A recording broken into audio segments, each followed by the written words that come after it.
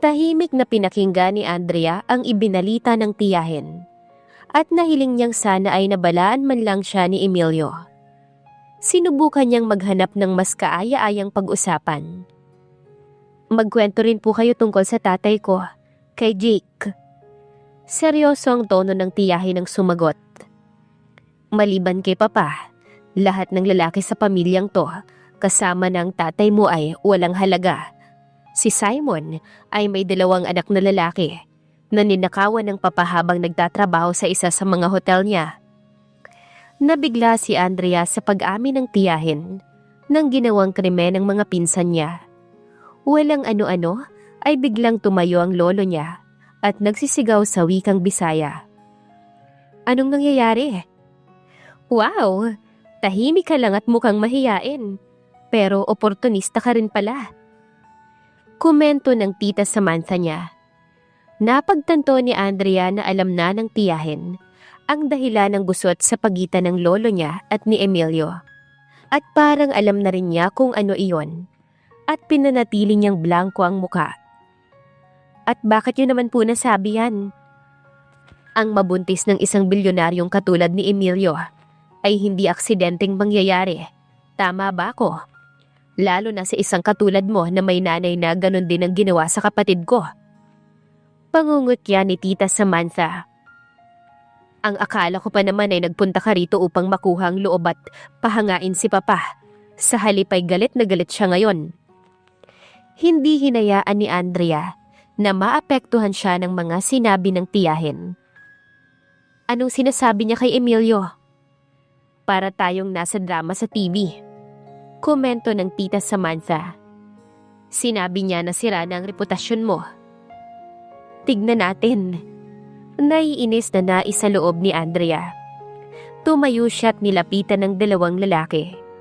Hindi man gumaganti ng sigaw si Emilio.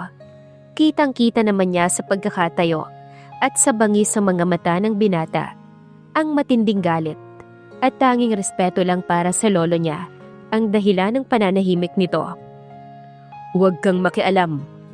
Mariing sabi ng binata. Ayoko at pwede ba? Wala na tayo sa panahon ni Kopong-Kopong. Protesta ni Andrea na nakatutok ang pansin sa lolo niyang namumula ang muka sa galit. Please, huminahon kayo. Kung alam ko lang na mag-aaway kayo ni Emilio nang dahil sa akin, hindi na lang ako pumunta rito.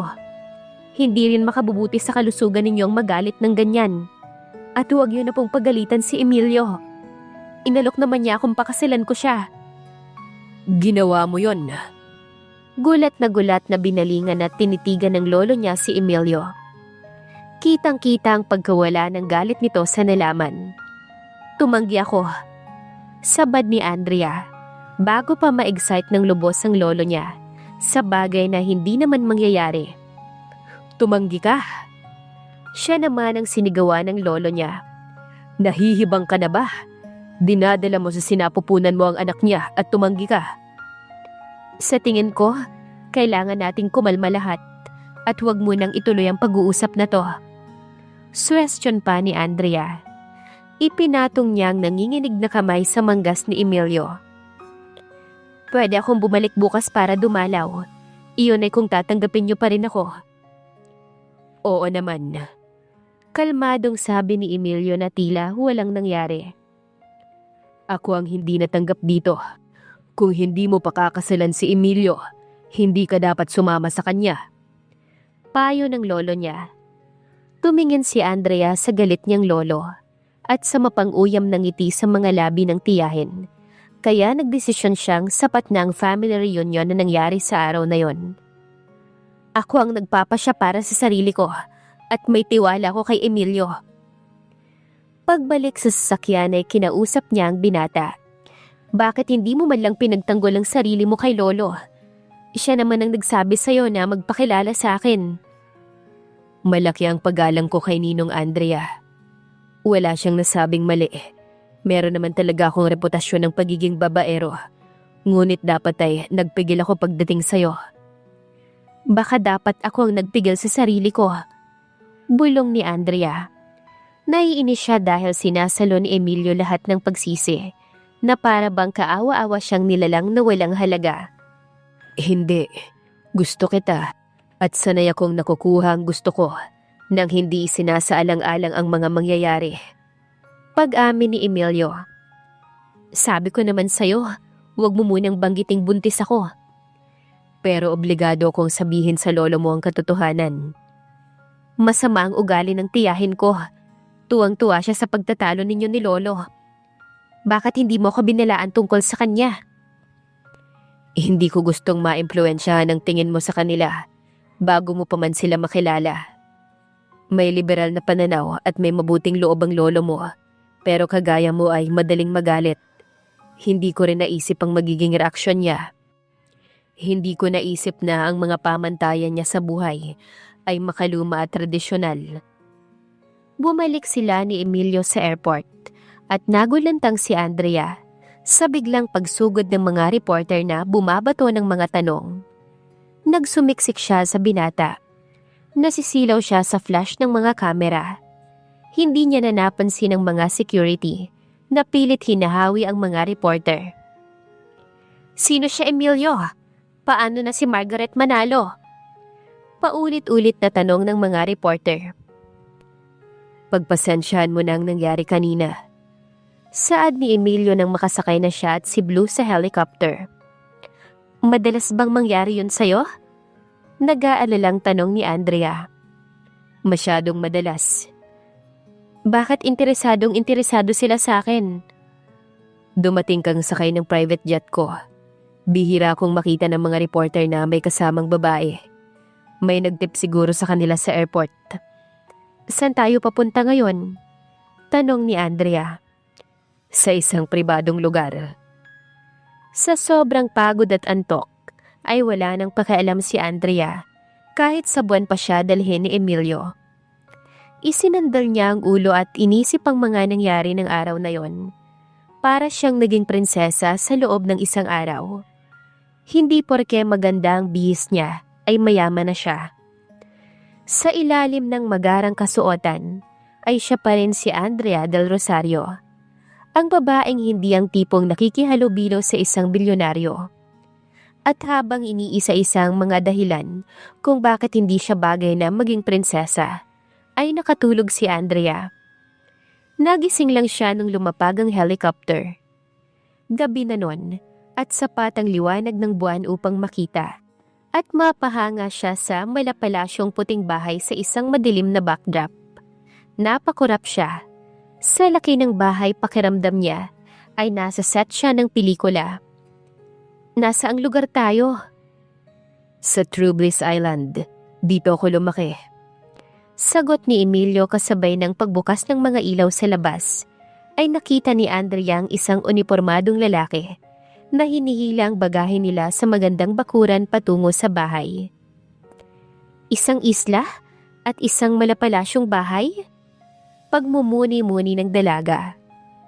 Nag-alala siya sa magulong buhok at gusot niyang bestida.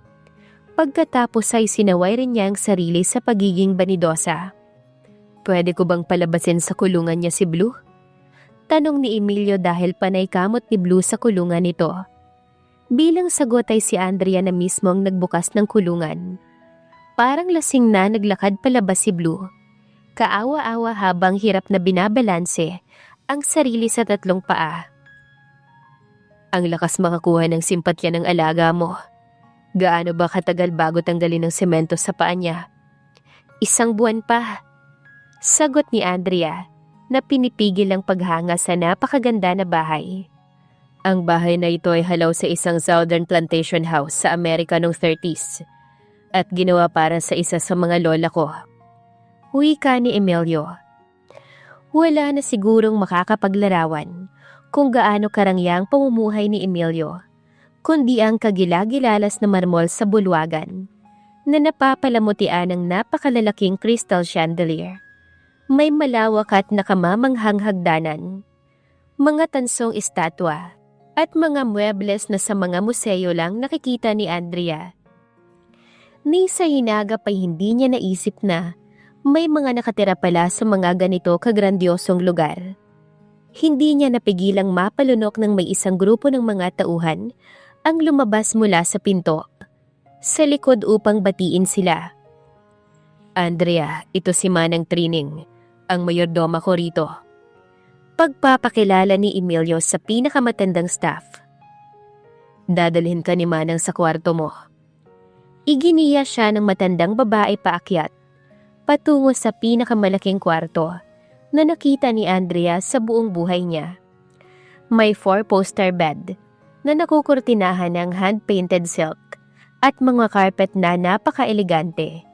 Kaya sa halip na tapakan ay inikutan lang niya upang sumilip sa dressing room at banyo. Tanging wow ang nasambit niya sa isip sa nakikita at natatamasang karangyaan. Ano kaya ang naisip ni Emilio pagpasok sa napakaliit niyang apartment? Hindi naman natakot si Emilio. Nagagalak na konklusyon niya. Nagpasya si Andrea na maligo habang inaayos ng katulong ang kanyang mga damit sa magarang dressing room. Pagkaligo ay isinuot niya ang isang hapit na asul na night dress. Pagkatapos, ng isang katok ay pumasok ang isang katulong na may dalang pagkain. Hindi napigilan ni Andrea na ubusin ang pagkain dahil sa gutom at stress sa buong araw na lumipas. At pagkakain ay pinagmasdan niya ang sarili sa salamin. Hindi pa rin halatang buntis siya. Pagod ang katawang humiga si Andrea sa kama. Ngunit ang isip niya ay nananatiling aktibo at nagpapabalik-balik kay Emilio. Bagay na ikinainis niya. Infatuation bang tulad sa nangyayari sa mga kabataan ang nararanasan niya ngayon? Walang tigil ang isip niya sa pagtatanong kung ano ang ginagawa ni Emilio, ano ang iniisip, at sino ba si Margaret. May lakas ng loob ba siyang tanongin iyon kay Emilio? Wala kang karapatang itanong yon. Aniya ng bahagi ng isip niya. 2:00 na ng madaling araw ngunit hindi pa rin makatulog si Andrea. Napanood na niya ang pwedeng mapanood at nabasa na ang pwedeng mabasa ngunit gising na gising pa rin ang kanyang diwa. At gutom na naman siya. Maingat siyang lumabas upang hindi magising si Blue at nagtungo siya sa kusinang panghotelang laki. Napaisip siya kung mahilig bang magdaos ng mga party si Emilio. Ang binata na naman ang iniisip niya. Isinubsob niya ang muka sa mga palad. Tumigil ka sa pagpapahirap sa akin. Utos niya sa kanyang isip. Sinong nagpapahirap sa'yo? Tanong ni Emilio mula sa pintuan. Gulat na humarap si Andrea kay Emilio, kasabay ng pagbubukas nito ng ilaw. Hindi ka rin makatulog? Oo. Sagot ng binata na pinapanood siyang kumuha ng ham at kinain yon. Mukhang gutom ka. Nagiinit ang mga pisngi. Tumango na lamang si Andrea dahil puno ang kanyang bibig. Hindi ba't dinalhan ka ng pagkain kanina? Tanong nito. Napangiwing tumango si Andrea. Baka dahil sa pagbubuntis mo. Sabi ni Emilio na hinagod siya ng tingin. Bakit mo kinakausap ang sarili mo kanina? Marami lang akong iniisip, kaya hindi ako makatulog. Saad ng dalaga. Ako ba ang iniisip mo? Tiningnan niya ito ng masama. Bakit naman kita iisipin? Bakit din kita iisipin? Ganti nito. Ini-stress kita? Nagbibirong tugon ni Andrea habang pinipigilan ng sariling titigan si Emilio. My God! Ang ganda-ganda mo, Andrea! Muntik nang matawa si Andrea, ngunit nang makita ang init sa mga mata ni Emilio at nang mapagtantong seryoso to, ay umusbong ang kasiyahan sa kanyang mga puso. Mahabang sandaling naghinang ang kanilang mga mata at nagsimulang kumabog ang kanyang puso. Lalo na nang abutin ni Emilio ang kanyang pulsuhan at banayad siyang hinila palapit dito. Mabilis na naglapat ang kanilang mga labi. I've never stopped wanting you since that night. Saad ni Emilio na binuhat siya tinungo ang hagdan. Nagrereklamo ka ba? Tanong ni Andrea. Hindi niya mapigilan ang tuwa sa pag-amin ng binata. Hindi. Matagal na nang huli kong maramdaman na buhay ako. Gusto ko to, pero hindi ko gusto na hindi ka kayakap. Sa sinabing yon ni Emilio, ay parang may gumising sa natutulog na diwa ni Andrea. Hindi natin dapat ginagawa to. Wala pa tayong ginagawa. Paalala ng binata. Itinaas ni Andrea ang isang kamay upang alisin ang inis mula sa nakakatukso nitong mga labi, habang magkahinang ang kanilang mga mata. Parehong mababanaag sa kanila ang pangangailangan para sa isa't isa. Napagtanto niyang hindi lang siyang nangihina tuwing nagkakalapit sila. Muli siyang hinalika ni Emilio. Tinungo nito ang isa pang kwarto at ibinaba siya sa kama. Naalala niya ang gustong itanong ng sandaling maghiwalay sila. Sino si Margaret? Nakakunot noong sumulyap sa kanya si Emilio. Isa sa mga nakasama ko, someone a months ago. Kung ganun, hindi yun seryosong relasyon? Hindi napigilan ni Andrea na mag-usisa. Hindi ako pumapasok sa seryosong relasyon. Kabisado na ni Andrea ang strategy na yon.